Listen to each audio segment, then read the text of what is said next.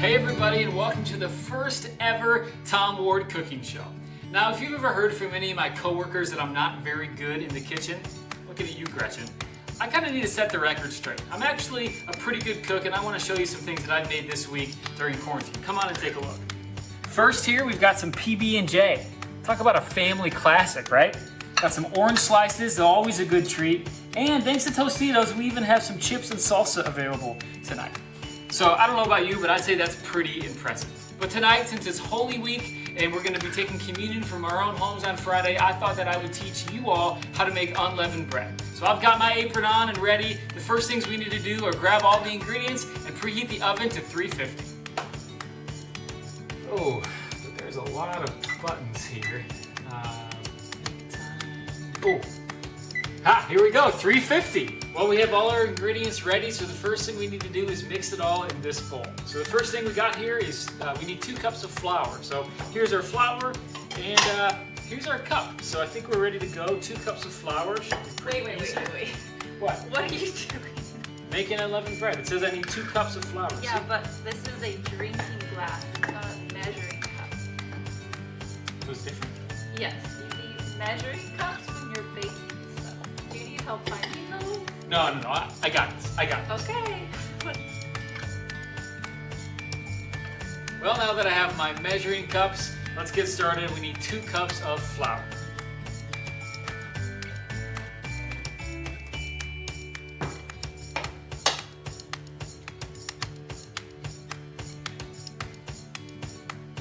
Butter.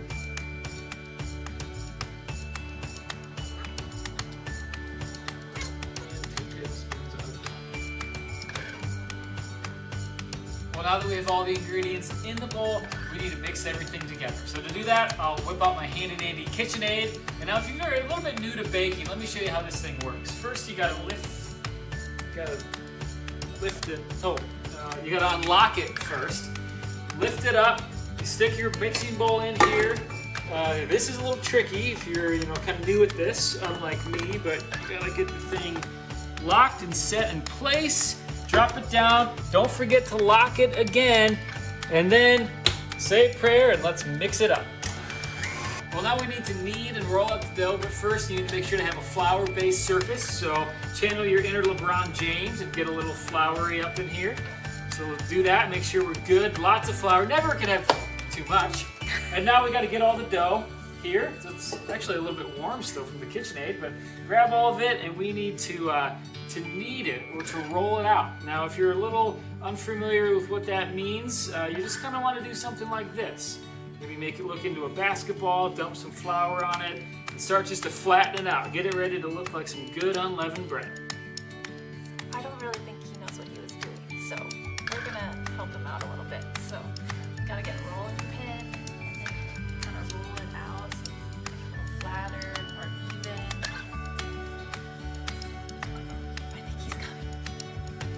Okay, well the dough is just like I left it, so the next thing we need to do is place it on this greased pan here.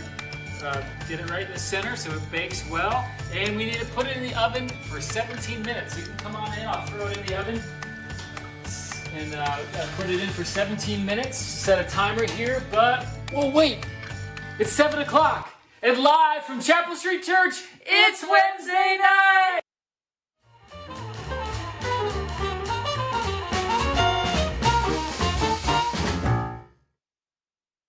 How did that bread turn out, Tom? It was actually pretty good. I brought it here if you wanted to, give it a shot or something. I will try it. Good luck. How is it? It is edible. Okay. Well- yeah, edible. I'll take that as a win. Yeah. Okay. Good, cool. Welcome back to Wednesday Night Live. For the past few weeks, we've been enjoying all of the posts that you've been putting on social media. Yeah, we really have. So tonight, we wanted to share something a little bit different, some of the Chapel Street Church family campus signs that everybody made this week. Here's a picture of a bunch of them. These are really awesome. I love the one from the Williams there on the bottom left there. But we encourage you, this is a really easy and great way to be a chapel on your street during the season, especially during Holy Week. So we encourage you find that printable version of our campus sign on our website, print it out, fill it out, and stick it on your door and be ready for Easter this Sunday. Now that we've been in this thing for a couple of weeks, We've been seeing a lot more creativity from so many of our families. If you were with us on Sunday morning, you heard Pastor Sterling talking about their live-action Clue game. I know Miss Becky's been doing some fun stuff with her family, and the Ford family has been doing different theme nights. And here's one of the ones that they did. They did sports night, but they pick a theme awesome. and they have to find like whatever props they have in their home, and they've been posting some really awesome That is the scenes best from family. that. That's really cool. Thanks for sharing that, guys. Hey, also, some Chapel Streeters have been making some awesome videos and posting them on social media this week. Here's one from Jillian Love. I'm sure you'll love it. Take a look.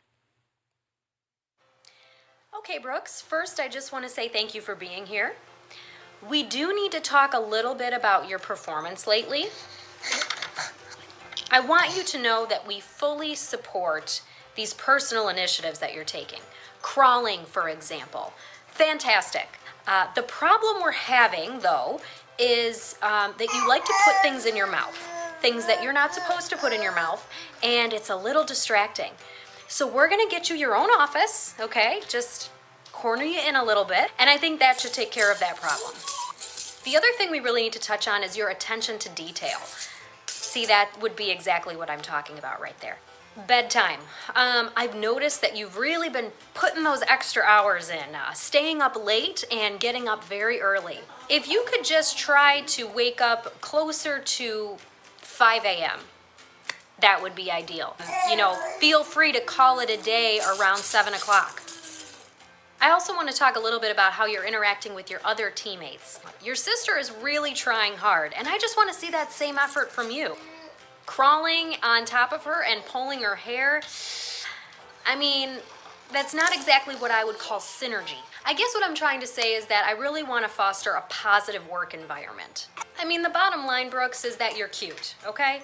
But cute is not going to keep this ship sailing smoothly for the next 2 weeks or potentially 3 months. So this was great. I feel like it was very productive. And if you have any other questions, comments, even a complaint, I just want you to know that I won't be taking those anymore between the hours of midnight and 5 a.m. Okay? Great. Okay, that is really That's funny. awesome, yeah. She is a good follow. Hey, I heard that the Gilbert family made a pretty cool video on Facebook last week, too. Is that true? Let's take a look. We did.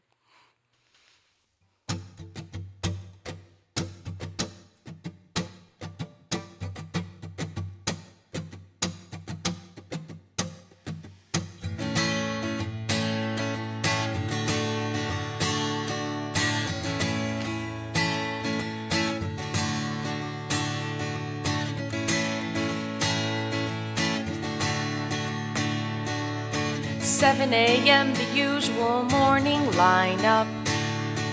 Kids jump into bed and bounce on my head first thing. Coffee and yoga, breakfast and toys and cleanup. Coffee again, and by then it's like 7:15, and so I'll read a book, or maybe 5 or 10.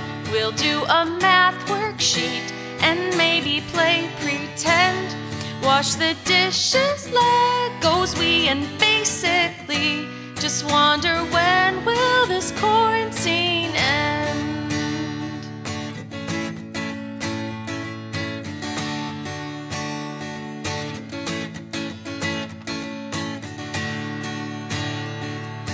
Then after lunch it's puzzles and slime and baking. Video calls, ride bikes through the halls and dance. Emails and science experiments, Play-Doh making. Make a fort, play a sport, grow some plants, sew some pants, and then we'll paint the rooms and other chores we planned. We'll play all our board games and then kinetic sand, and then we'll wash and wash and wash and wash our hands, stuck in the same place we've always been. And we'll keep wondering and wondering and wondering and wondering, when will this quarantine end?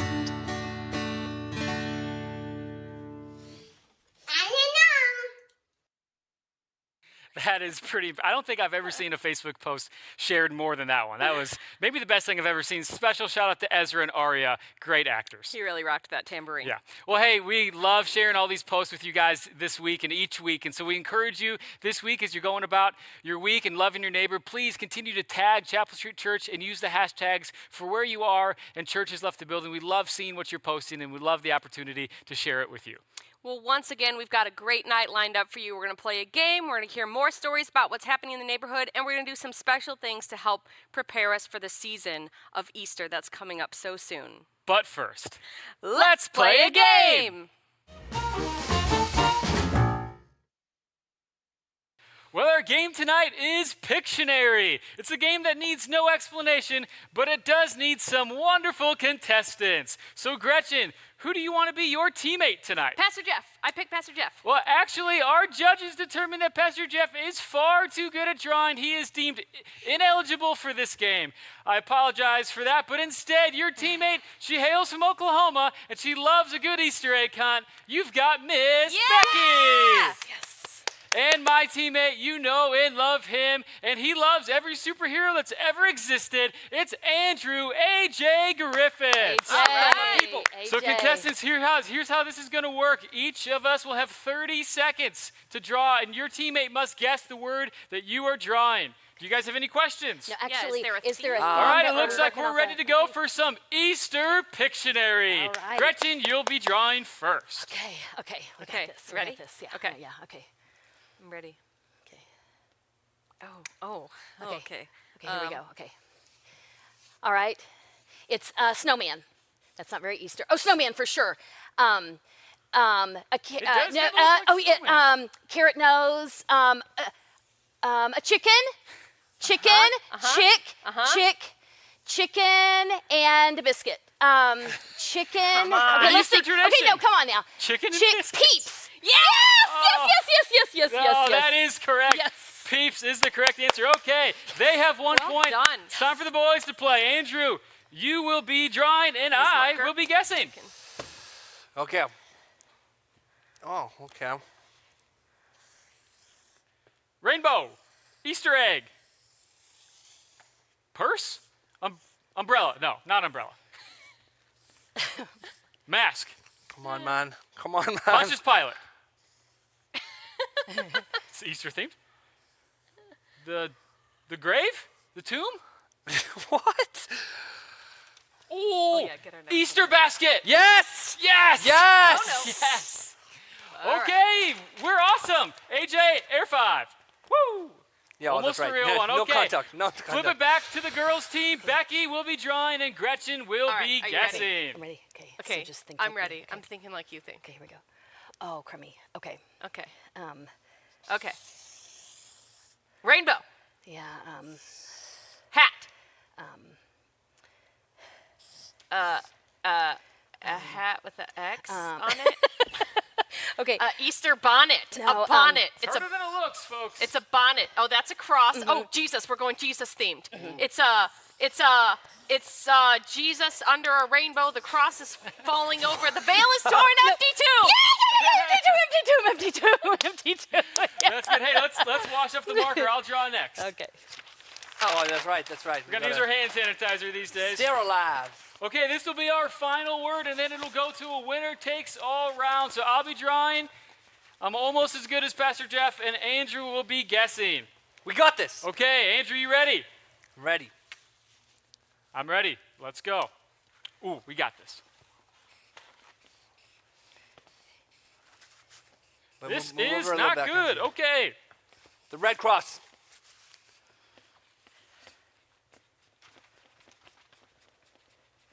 Me before I lost my hat. Okay. Jesus on the cross. That's close. Oh. No talking. I can't- oh. No talking. Christ crucified. Crown of thorns. Hey, it is the crown of thorns, and this is falling apart. Okay, great job, Andrew. Can you grab that for me, please? Yes. Okay, since we're all so good at Pictionary, just like you are at home, we're going to a winner takes all round. We currently each have 2 points, but this is a sudden death round worth 1 million points. Yes. All right, think like me. Yes, So, yes, yes. how about Andrew? You draw. Gretchen, you want to draw? Okay. ready. Let me, Becky. Don't look at the screen. Let's not look. But whoever guesses first, It's gonna be me.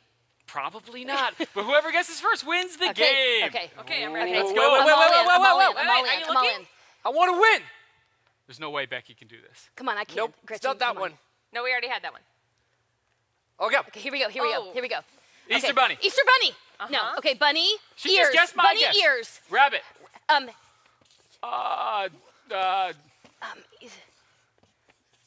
Easter bunny with a cape. Easter bunny getting bunny, eaten Easter bunny. by a mouth. Easter bunny. Easter, Easter bunny. Jaws bunny. Bunny. Okay, so God. Easter bunny. Eating Easter Jaws, bunny. Eating a chocolate Easter bunny. Is it, what, it was chocolate Easter bunny? Oh. We win! What is wrong with me? Oh, that's really scary. All right, Yeah, folks, the it was girls literally win this a game monster. fair and square. It's a Hey, we monster. encourage you. First, quick shout out to my wife Ashton for coming up with these words. They were awesome. We encourage you. Keep having fun. Keep playing games. Easter Maybe even play some basket. Easter Pictionary this week. We had a the blast bunny? playing. Hope you did too at home. So now, in a few seconds, we're going to transition over to our neighboring spotlight.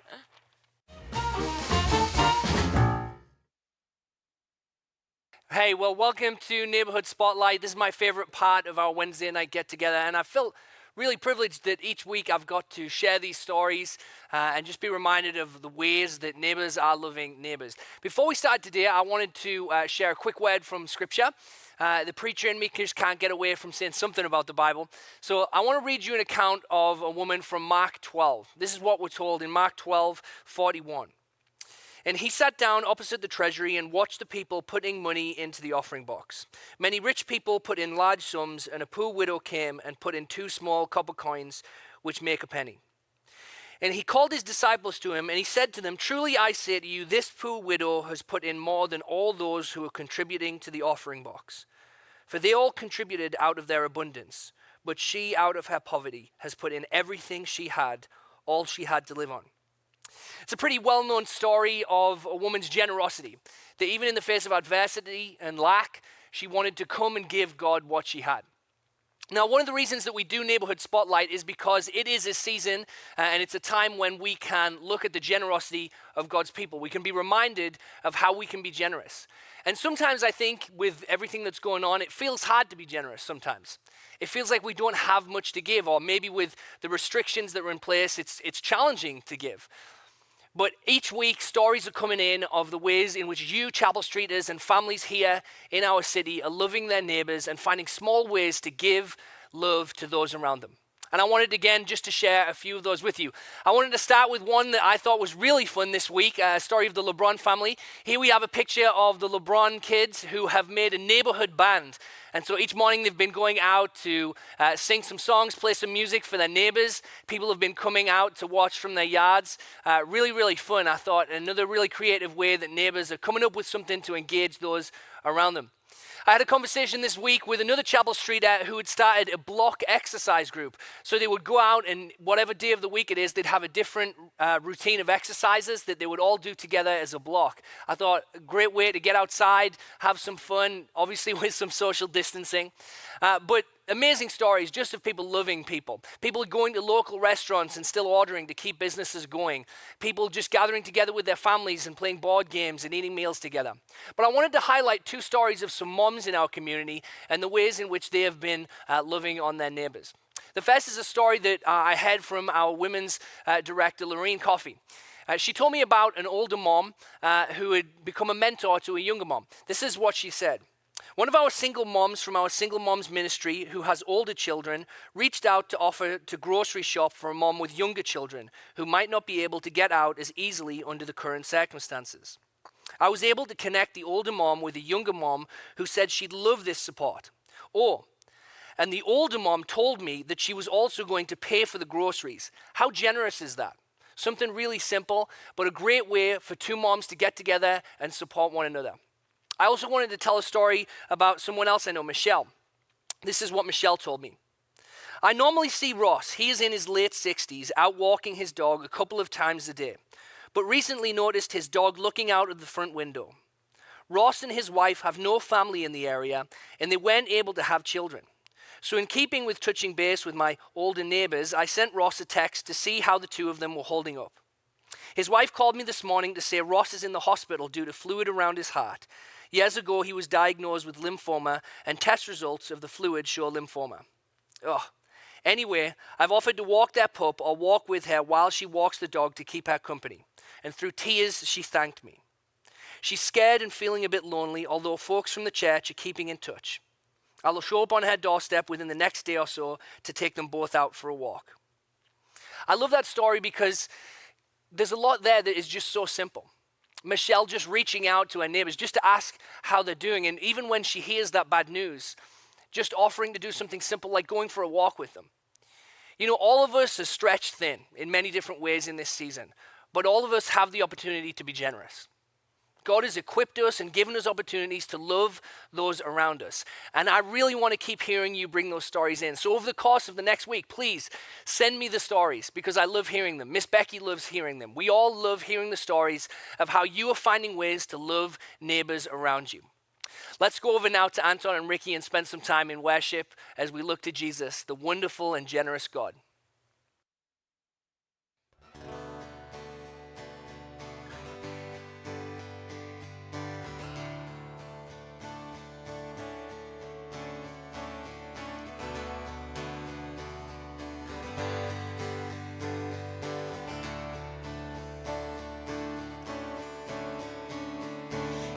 So sweet to trust in Jesus, just to take him at his word and to rest upon his promise and to know that saith the Lord.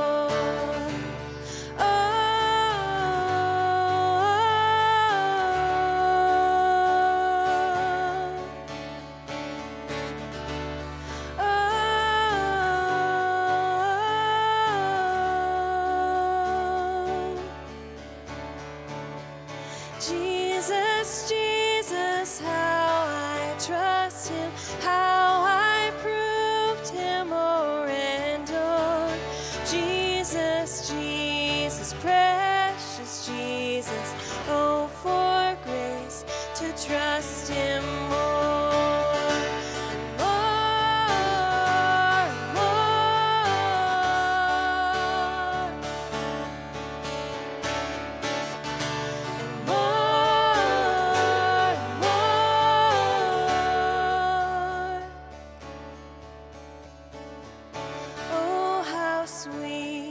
Trust in Jesus, just to trust his cleansing blood, and in simple faith to plunge beneath the healing cleansing flood.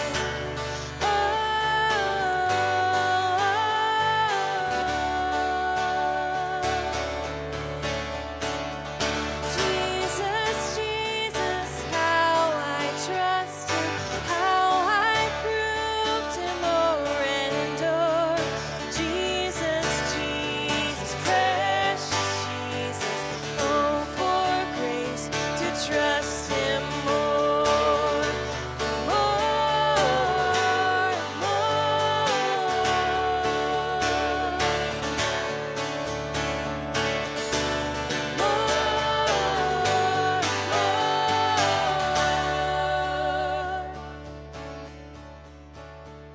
I'm so glad I learned to trust thee, precious Jesus, Savior, friend. And I know that thou art with me, will be with me till the end.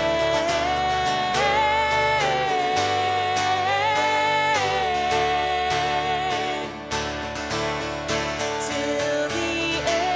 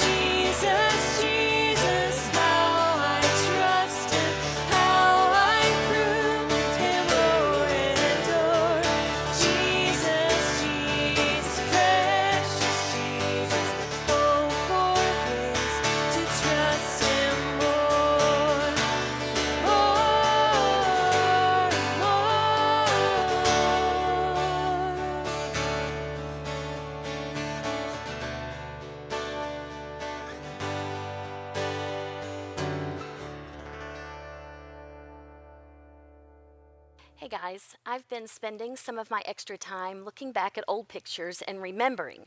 I've been remembering some times when my kids were little and sometimes some vacations that I've taken with friends. And I've been looking back at pictures of times that I've spent with some of you. And it makes me happy. Remembering makes me happy, usually. But sometimes we can look back and remember and feel sad. And so this week, as we look back at the last week of Jesus' life, sometimes that's going to bring sad things. Some of those parts of the story were sad. And Pastor Jeff is going to talk tonight about Jesus' death. And that's a sad thing. So when you listen, it's okay to feel sad. Some parts of that week were even scary. And so when you hear that part of the story, you might feel scared. But we have hope. We know that Easter is coming, and we know how the story ends.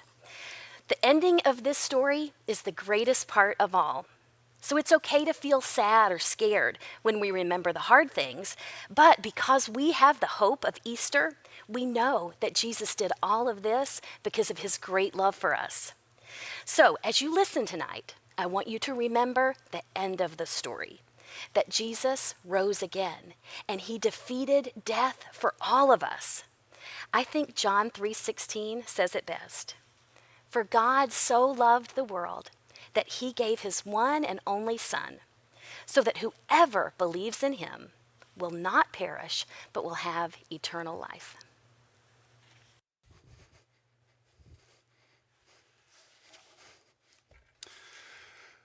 What is it now? More trouble? Looks like more trouble between these Romans and Jews. They seem drawn to trouble like flies to the tail of an ox. They simply cannot get along with each other. Do the Jews think the Romans are here because they love them? I'll tell you, it's not the climate that keeps them here. The sun is brutal in this land. How I used to long for the cool fountains and the shaded colonnades of Rome. Rome. It's a distant memory to me now, more than 1,000 miles and 10 years since I walked its marbled streets. I came here with Pontius Pilate, the latest governor in a long line of Roman prefects, sent here to collect Caesar's taxes and keep Caesar's peace. No easy task in this troubled land, I can tell you. As I said, it's these quarrelsome Jews that were the problem. These people cannot distinguish between God and government. And so whatever was going on, it was always some complicated wrangle involving some religious something or other and some violation of some sacred law, people protesting and angry, and mobs, and a good chance of somebody ended up on a Roman cross. That's where I come in. My name is Longinus Gaius, and I was a soldier of Rome, a centurion actually, a commander of 100. That should tell you a little bit about me, although there's much more to tell, but I'll get to that later on. You see, I was sent here, as I mentioned, to keep the peace. It was my job to select 20 men for crucifixion duty 1 week out of every 3 months. It was always the worst week of the month for me. I hated it.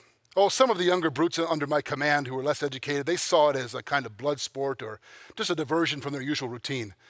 But I never could get used to it. It was so awful. Now, it wasn't just being around dying men. No, I'd seen hundreds of men die. I've seen them die on the battlefield, the end of sword and spear many times. I'm no stranger to blood and death. But crucifixion is something altogether different. It isn't just an execution. There are 1,000 easier and quicker ways to kill a man. A crucifixion it's a statement. It's a declaration about the power of Rome and the authority of Caesar and the fate of all who oppose him. And it was my job to see that all of this, from sentencing to imprisonment to torture to death, was carried out in an orderly fashion. Orderly might seem to you a strange word for me to use when describing an execution, but that's how it is with Rome, everything done in order. The Romans have regulations for everything. How big the cross is you're supposed to build. How long it should take for each man to die with different kinds of crucifixion. Did you know there's more than one kind? Well, there are. There are ropes and there are nails. With ropes, you simply tie the condemned man to the cross and wait for exposure or thirst to take his life. Nails is quicker because the poor soul dies from asphyxiation. That is, he can no longer breathe. Oh, sure, some die from the blood loss and the beatings, but most die because they simply cannot breathe. You see, when you're hanging on the cross, it constricts your lungs, and you have to push up on the nail in your feet while pulling down on the nail in your wrists in order to get enough air into your lungs. This is so excruciatingly painful, you can only hold yourself there for a few seconds until you slump back down again. And you can't breathe, it crushes your lungs, and once more you must push up. And this whole process continues until finally you're too weak to breathe any longer. It always amazed me how long a man could stay alive up there, what with the flogging and the torture and having to carry the crossbeam out the city streets themselves up to Skull Hill. That's what we called the place where we crucified them, Skull Hill. We chose it. It's just a barren hilltop outside the city of Jerusalem. We chose it because you can't miss it from the city walls. And as I said, a crucifixion is a public statement. What good's a public statement if you can't see it? Anyway, the whole thing began when they were first sentenced, and we were taken then from their chains to the post for scourging. Well, scourging is a brutal business. But the Romans have figured out just how much a man can take and still have enough strength left for the rest of his sentence. As I said, everything done in order. Anyway, once the scourging is over, they have to carry their own crossbeam, this piece here, through the streets, out the city, the gate, and up Skull Hill. And as you travel the streets, that's when you had to be on your guard and extra alert, because it's usually the time when some brave soul would try to make a break for it. And the crowds were always pressing in around us. We could barely keep them back. 20 men was never enough. And it wasn't that uncommon for some brave soul to try to free a condemned man, only to end up carrying his own cross up the hill. But it was really all part of the job, all part of what you did, your duty for Rome. You try to get used to it. You try, that is. You try to convince yourself that the blows are struck and the nails are driven for Roman law and for the good of the empire. You try to convince yourself that these men are enemies of Rome and a threat to Caesar. The truth is, most of them were harmless peasants. Oh, sure, occasionally we had the military rebel, but most of these men, these poor devils, were just in the wrong place at the wrong time and happened to make the wrong person mad. I try not to think about all the innocent men I may have killed. I try not to see their faces and hear their cries. I try not to think about them at all. But there was one man, one face, and one voice I can never forget. I will never forget. From the beginning, it was different with him.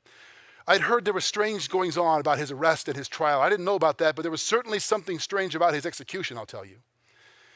It was something odd when we first stretched him out on the cross.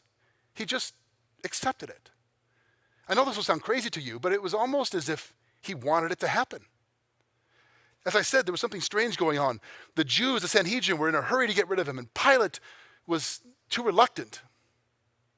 And as I approached him with the first nail, he turned and looked at me, right in my eyes. And I don't know how to describe to you what I saw in his eyes. I've looked into the faces of hundreds of condemned men, and always it's the same two things that I see: fear and hatred. Some curse, some scream, some cry and sob and beg for mercy, some whimper like babes. But always, it's fear and hatred I see in their eyes. But when I looked into his eyes, I saw neither fear nor hatred. There was a deep resolve, a determination, a strength. And yet beneath that, there was a peacefulness, even love. I know that will sound strange to you, but I saw it in his face and in his eyes.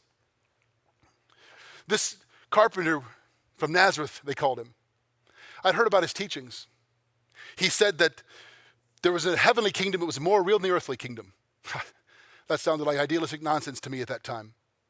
I'd heard that he said that there was only one God. The gods of my youth, Mars and Jupiter, had never done much for me. The only God I knew was the power of Caesar, and his power came at the end of a spear. But this man said that there was only one God, and he created the world, and he was a loving father. Well, I can tell you that no one could see the things that I had seen of this world and believe that any God of love created it.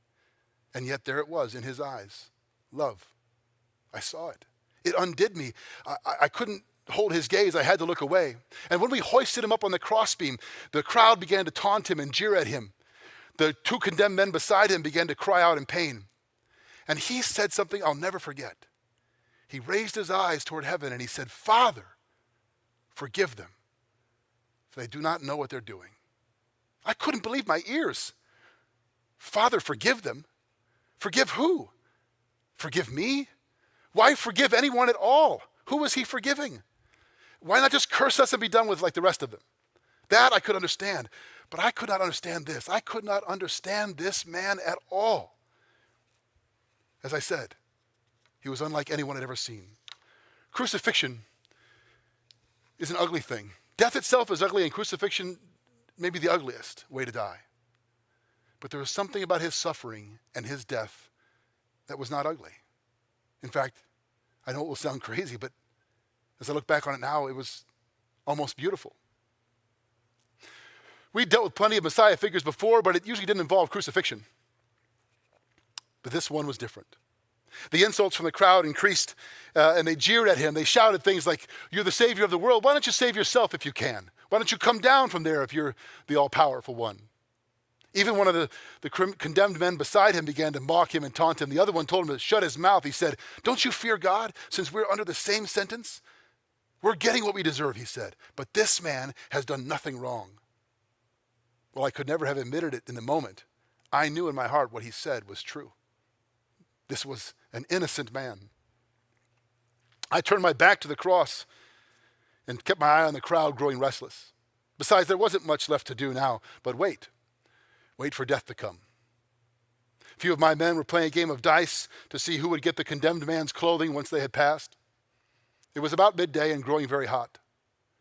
And I heard him say simply, "I thirst." So I motioned to some of my men to soak one of their sponges in the cheap wine the soldiers drink and offer it to him on the end of a stick, which they did. About an hour passed, and suddenly it grew quiet. Too quiet. I mean, everyone and everything got silent. Even the gasps of the dying men ceased. And then in the quiet, it grew dark. No, actually, it didn't grow dark. It went dark. You're probably thinking about the way dark storm clouds roll in. That's not what this was. This was middle of the night darkness in the middle of the day. Like someone had just blown the lamp out on the world. It just went dark. And I don't know why, but in the darkness, I turned to face the cross. And I stared up at him. I could only see a few feet. And as I did so, the ground began to shake and rumble.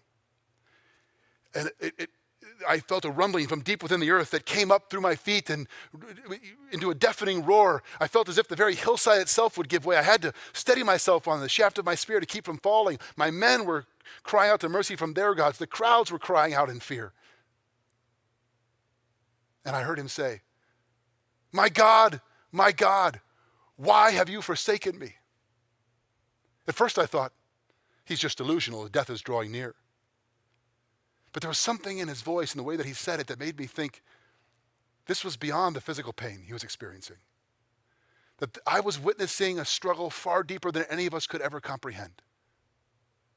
The roar increased, the rumbling increased. There was a cracking and a tearing sound like heaven itself was ripping open. And then I heard him scream a single word. To this day, I have no idea how he had the strength for such a cry. He screamed out one word.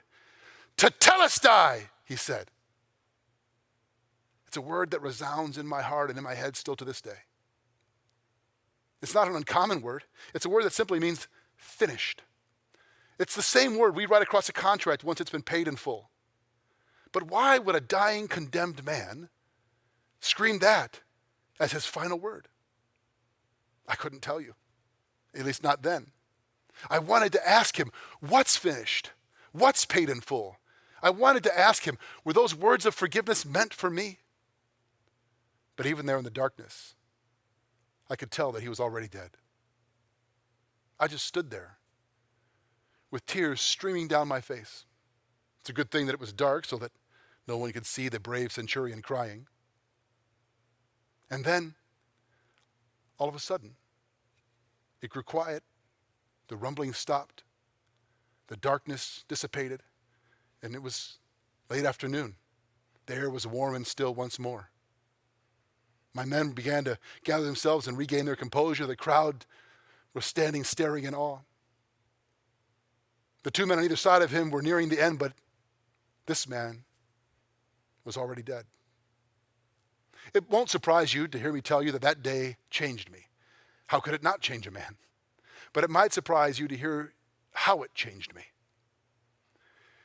When he looked at me that first time, I was afraid. I know that sounds crazy. Longinus Marcellus Garrus, centurion of Rome, afraid of a condemned Jewish peasant? But I was. And if you had asked me what I was afraid of or why I was afraid, I don't know that I could have told you. I only know that even though he was the one stripped bare and laid on the cross, I was the one who felt exposed and vulnerable and weak. And as I look back on it now, what I wanted more than anything was to know him. You see, after that day, the day that I put to death the Son of God, I walked away.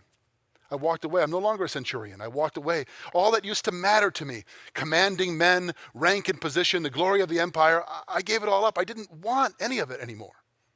What I wanted, more than anything, was to know him, to truly know him, to hear him speak again to me, to know if the words he spoke of forgiveness could possibly be meant for me, to know if there was any hope for a man like me after all that I'd done. But you see, of course, I felt that there was no hope. I mean, he's dead. What hope could there be for me? But how wrong I was. I thought I could never know him, and I was so wrong about that. You see, the man that I put to death, the Son of God, and he did die that day on Skull Hill. He is not dead. Does it sound strange to you? He's alive. Do you doubt it? Well, you would not be the first, nor I suspect would you be the last. But he is alive. All I can tell you is this. I watched him die, and I have met the risen Jesus. I've met him, and it's changed everything. His death somehow has changed me. The bloody stains on my soul of all the years of sinful living and of brutal torment have been wiped clean and forgiven. Can you possibly comprehend what I'm saying to you? Can you comprehend? Can you understand what this means? He's forgiven me. He set me free. Now, you're probably wondering, well, what am I doing here with this cross then? Well, I'll tell you. You see, the cross to me is no longer a symbol of the power of Rome. It's a symbol of the power of God. It's no longer a symbol to me of death and torture. It's a symbol of the love and grace of the Son of God. I used to build these crosses to take life, but not anymore. I build these crosses now so that I will never forget and the world will never forget the one who gave his life for me. Friends, have I told you his name? It occurs to me that in all this story, you need to know his name. His name is Jesus. And if he can forgive someone like me, surely he can forgive you too.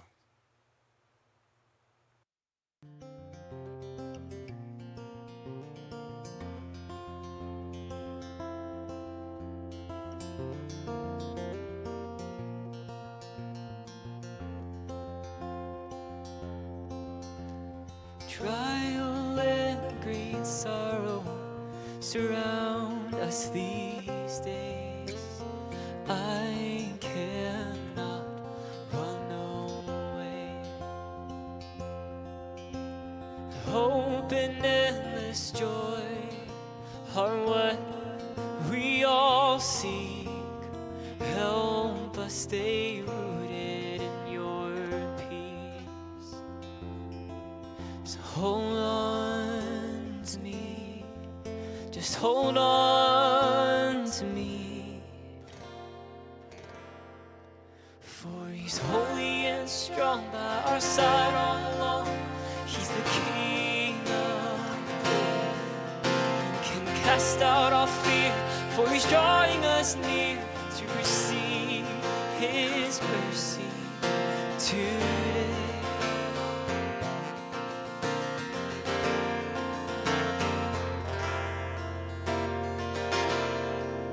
For his death and life are proof that there's a life that can carry us through to a new day. You are our bread, you are our water, the good shepherd and the gate.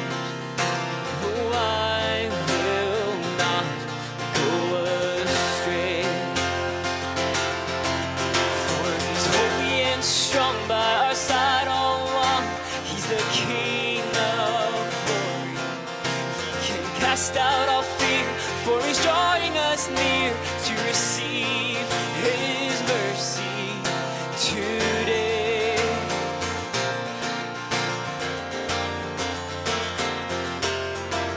And today, he's still on the throne. Today, oh, he's over us all today.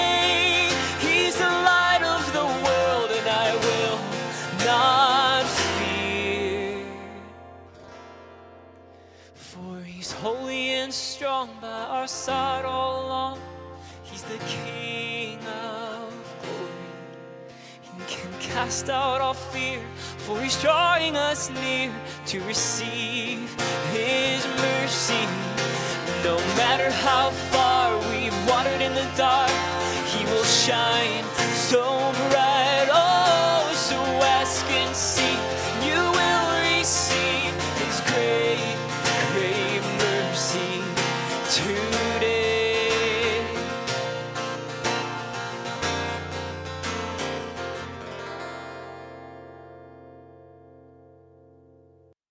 If you were encouraged by Pastor Jeff's monologue tonight, we invite you to keep an eye on Facebook tomorrow. We'll be posting another Holy Week monologue tomorrow by Pastor Brian. And this Friday, as we've told you before, we're going to have a Good Friday service at 7 p.m. It's going to be really incredible and meaningful. And as part of that service, you will be taking communion in your homes. If your family would like to learn more about communion, we're going to have a special workshop for that on Facebook at noon on Thursday with Miss Becky and Andrew. And as always, we invite you to stay connected with us as a church. You can do so on Friday morning for our Chapel Street prayer time, 10 a.m. on Facebook Live. And also, we invite you to join us for Easter Sunday worship service, 9:15 in the morning, live on our Facebook Live and on our church website, chapelstreet.church/live. Thank you so much for spending the evening with us. See you soon. Good night.